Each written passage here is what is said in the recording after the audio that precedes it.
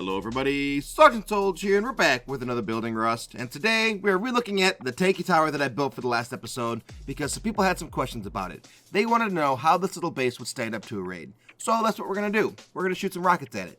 Now as you can see here, this little base here only has a single layer of honeycombing, but as you can look at the foundations in the ground, it can go a lot bigger. It's very easy to continue to expand on this base once you have that inner layer of foundations where the front door actually overlaps into it.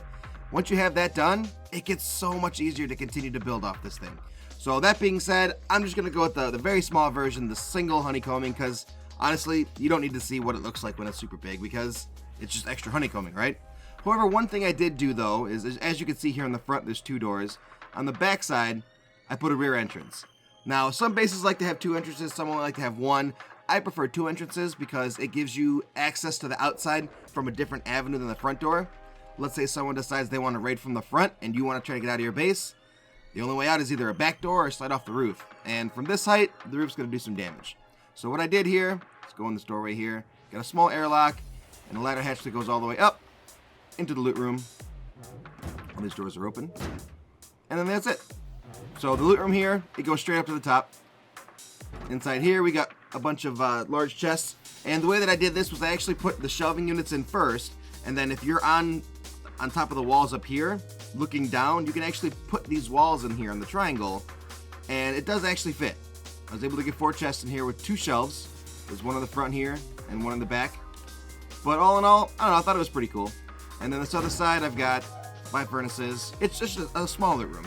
Nothing too extravagant, but still pretty fun. And then some extra chests here. So anyway, what we're going to do now is we're going to decide which side we're going to raid from. Now from the front door, as a raider, you'd probably expect there to be quite a bit of honeycombing and extra airlocks. So I think what we're going to do is we're going to go directly from the side. There we go. Right. And I'm a solar raider now. Now if I had more people, I'd be able to blow into the second and third level and actually buddy jump up into it. But I'm only by myself. So I think what we're going to do is we're going to blow into the first and second layer. So we want to shoot right there in the center of those 4 walls. Right there. Alright, there's one. Oh, I gotta reload. So basically what I'm going to do now is I'm going to shoot a bunch of rockets off. I'm going to fast forward this. You don't have to watch it. It's going to take forever to do this. However, we're going to see how much it takes to finally get through this thing to at least in the center or maybe even access to it so we'll cover it. So we'll be right back.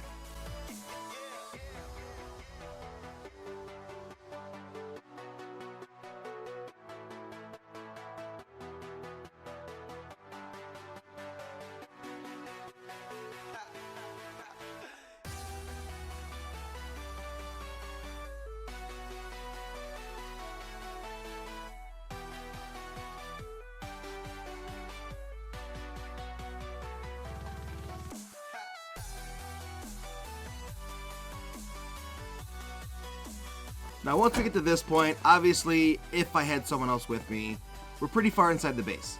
So what I would do, I'd buddy jump up onto that floor there and hopefully be able to damage the floors up on top of here and be able to continue to buddy jump up from there. But as we said before, I am a solar raider, so yeah, we're just going to keep continuing to rock it. Now as a solar raider, I'd also notice, or I guess as any other kind of raider, there is a wall gap right here, which tells us there's a little bit of double stacking, right? So if we shoot through here, we actually might be able to get into something. So let's see, what would be the best way to do this? I guess shooting into this corner here because I do want to maintain this floor here as best I can. So we're going to shoot into this corner. In the attempt to take both those 2 walls out and still maintain the floor just in case. Rockets off. So far we've used 13 rockets. Not too bad. One more. I think. I lost track. Alright. This gets us into the center. Now, of course, we no longer need this floor here, right? Because we have access to this one up here. The weakness of the ladder hatches is they can be bone clubbed, right? But why would I need to bone club it if I can actually use this to stand on? So let's just say I'm not alone. I actually have someone to buddy jump with me. They buddy jump me up to here, right? So what ends up happening is I get a bunch of bone clubs now because, oh look, That's supposed to be closed. Someone came to the base. Now I got a bunch of doors here. Our tool cupboard is in fact in here. I didn't know that door was open.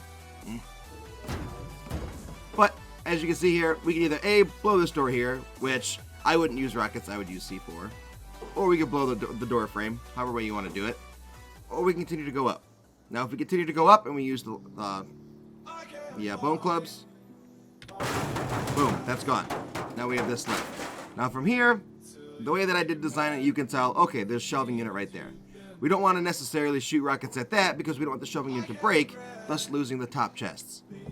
Look all around here. Maybe we should shoot a rocket up to there. Let's find out. Took a little bit of damage, but we might be able to get this done. We're going to shoot these rockets, then we're going to change to daytime. So there goes our top ladder hatch. That's okay.